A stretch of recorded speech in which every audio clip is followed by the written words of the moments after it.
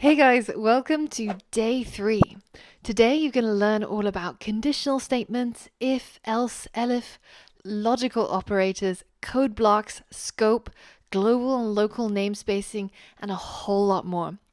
And by the end of the day, you will know enough to be able to build this awesome choose your own adventure game. So this is what it looks like when it loads. And our mission is to find the treasure.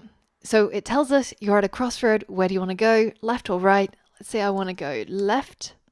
You come to a lake. There's an island in the middle of the lake. Type wait to wait for a boat. Type swim to swim across.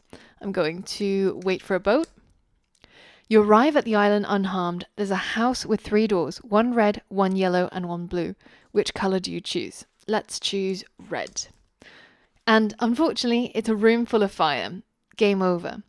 So this game lets the user make decisions, and depending on what they've chosen, it continues the game storyline. If you want to have a go at this game, you can head over to treasure-island-end.appbury.repl.run and have a play around with the game. And once you're ready, head over to the next lesson, and we're going to start picking up the skills that's going to be required in order to build this game. So I'll see you on the next lesson.